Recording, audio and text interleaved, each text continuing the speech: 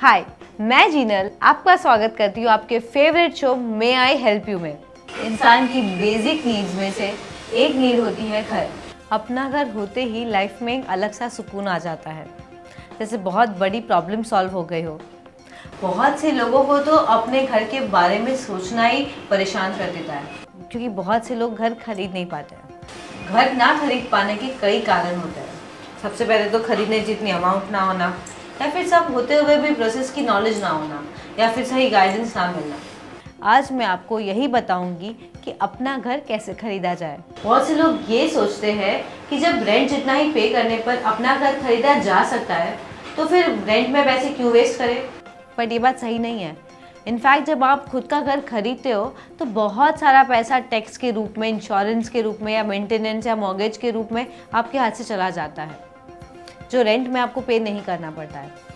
घर खरीदने का रियल बेनिफिट ये है कि आप अपनी मंथली पेमेंट को 15 से 30 साल तक फ्रीज कर देते हैं, और इसके बाद आपको नॉर्मल एक्सपेंसेस जैसे कि हाउस टैक्स या मेंटेनेंस चार्जेस के अलावा कुछ पे नहीं करना पड़ता। अब घर खरीदते हुए हमें कुछ बातों का ध्यान रखना पड़ेगा।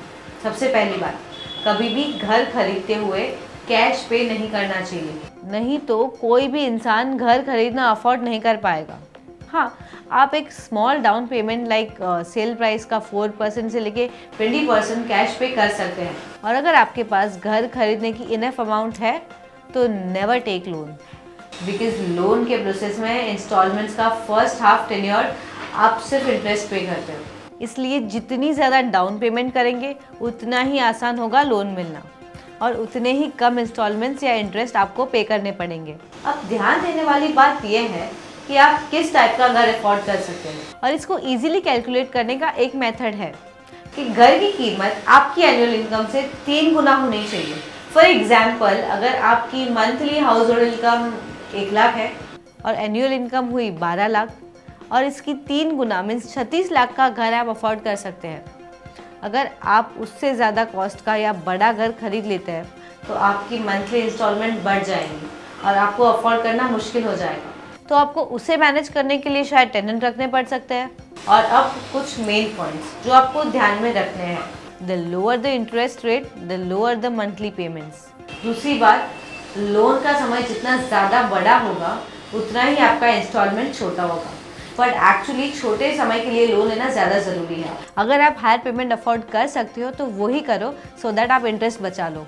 एंड डोंट फॉरगेट कि आप अपने मंथली ऑब्लिगेशंस को कम करने के लिए एक आध रूम भाड़े पे दे सकते हैं। सो ये थे कुछ ध्यान रखने लायक बेसिक्स, और आज का एपिसोड हम इसी बात पे ख़त्म करते हैं।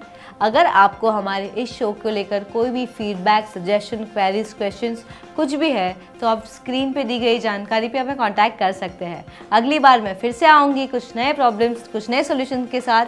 तब तक के लिए हैप्पी होम्स।